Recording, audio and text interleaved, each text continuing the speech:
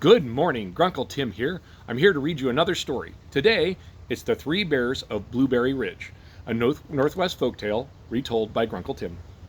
Once upon a time, in a mossy grove high on Blueberry Ridge, lived three bears: Big Papa Bear, Medium Mama Bear, and Little Baby Bear. They weren't your average bears.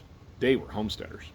Papa Bear built his cabin out of hand-milled cedar logs, chinked tight with moss. Mama Bear brewed her own kombucha and ran a weekend yoga class out the back by the hot spring. Baby Bear was in charge of the chickens and kept a close eye on the raspberry patch. One morning, Mama Bear made her famous steel-cut porridge, sweetened with huckleberries and a touch of spruce tip syrup, but it was way too hot. So they laced up their hiking boots and set off on a short walk to let breakfast cool. Enter Goldie. Goldilocks was a scrappy little thing, part forest sprite, part trouble magnet. She'd been foraging chanterelles all morning and got turned around and followed the smell of warm oats right up the ridge. The door was unlocked. They were bears after all. Who's going to rob them? Goldie poked her head inside and saw three bowls on the table. And she thought, just a bite. Papa Bear's bowl was cast iron cauldron full of steaming sludge. Too hot. Mama Bear's bowl was a fancy artisan ceramic. Too cold, thought Goldie. But Baby Bear's an old enamel camping mug with just the right amount of steam. Perfect, thought Goldie. She slurped it down, licked the rim, and wandered over to the sitting room.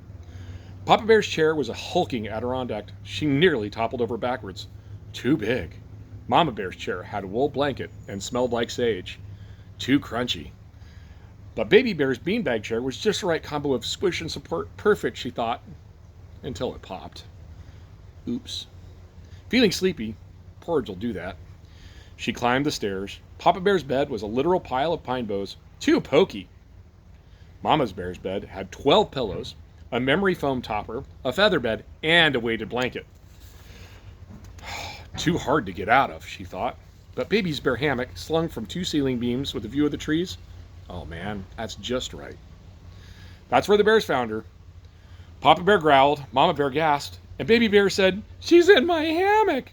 Goldie blinked awake, hair like moss, eyes wide. Breakfast was great, thanks. The bear stared. Mama Bear sighed. Would you like a cup of tea? Goldie ended up staying for lunch. She helped Baby Bear collect eggs, fix the beanbag with duct tape, and promised to knock next time. She never did. But the bears left the door unlocked anyway, and they became friends and lived happily ever after.